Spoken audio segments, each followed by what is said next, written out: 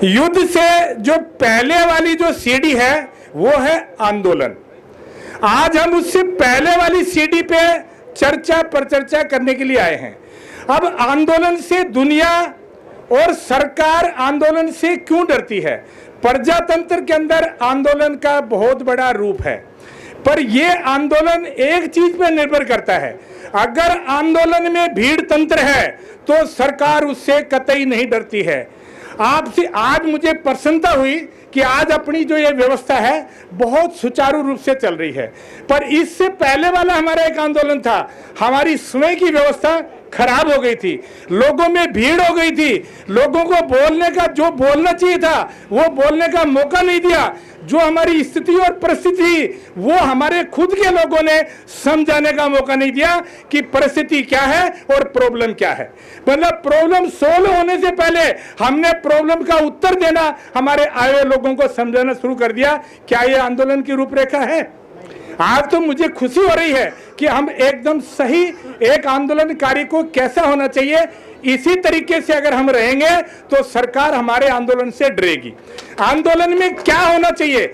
आंदोलन में होना चाहिए एक अनुशासन और एक लीडर, यानी कि लीडर से कहने से भीड़ बैठना चाहिए, लीडर के कहने से भीड़ उठनी चाहिए, तो सरकार डरेगी। अगर सरकार को यह पता चल जाए कि यहां शक्ति का केंद्र विकेंद्रीकरण है, लीडर अनेक हैं, तो मैं कह रहा हूं भाई साहब मर्जी उतने इकट्ठे हो जाइए, आपकी बात को कोई नहीं सुनेगा। आपको अपनी पूरी ताकत को आंदोलन की तरह से एक लीडर के तरह के नजदीक ले जाकर के एक लीडरशिप के नीचे आना पड़ेगा। अब एक लीडरशिप का मैं उदाहरण बताता हूं आपको। अब महाभारत के अंदर युद्ध के अंदर आप देखिए, कौरव ज्यादा थे या पांडव? सबको पता है कौरव ज्यादा थे, पर कौरव के अंदर नेता बहुत थे, शक्ति का विकेंद्रीकरण हो गया था, एक से एक महारथी था, पर पांडवों के अंदर सत्ता और शक्ति और योजना एक आदमी के हाथ में थी, तो पांडव जीते कौरव हारे। यही हालत और यही वस्तु स्थिति हमेशा हर आंदोलन की होती है। अगर जिन लोगों ने इतिहास पढ़ा है, इतिहास के भी आज पूरा देश, हमारे बहुत इतिहासकार हैं, चारण भाई बाट बहुत हमारा इतिहास लिखा है, लेकिन पूरे विश्व के अंदर भारत के अगर सही इतिहास को जो कर्नल टोड ने लिखा है, जो एक अंग्रेज था, उसको सही मानते हैं, क्योंकि वो किसी के प्रभाव में आकर की बातें नहीं लिखी थी। इसलिए हमें सच्चाई को जानने के लिए प्रभावहीन लोगों के पास जाना पड़ेगा। यहाँ हमारी जो ये स्थिति बनी है, ये हम प्रभावशाली लोगों के अंडर में है अभी तक, इसलिए हमारी समस्या का समाधान नहीं हो रहा है।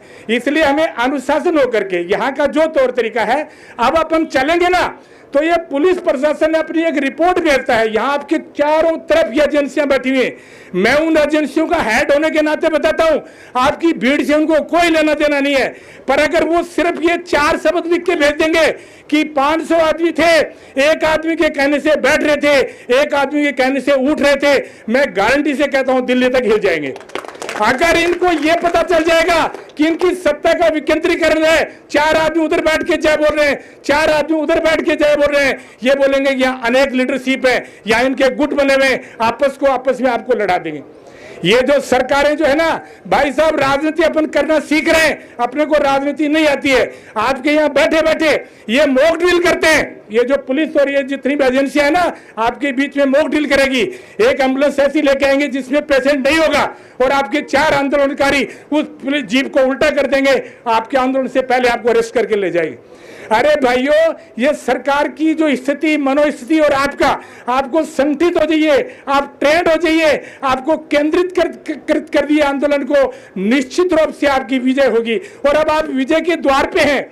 आपको यहाँ कोई किसी को जो है ना अपनी आहुति और बलवेदी देने की जरूरत नहीं है। बहुत से लोग जो है युद्ध से पहले डरते हैं, तो वो अनेक उपाय बताते हैं। हालांकि युद्ध से डरना चाहिए, मैं ये नहीं कहता कि युद्ध करना चाहिए, युद्ध से डरना चाहिए, पर बहुत से बुद्धि लोग हैं और जो थोड़े से कायर हैं, वो आपको अनेक रास्ता बताएंगे। अरे भाई ये हो जाएगा, वो हो जाएगा, ये हो जाएगा, पर जब जीने के लिए युद्ध जरूरी है, जीने के लिए युद्ध जरूरी है, अगर युद्ध नहीं होता तो आज हम ये शांति व्यवस्था नहीं देख पाते।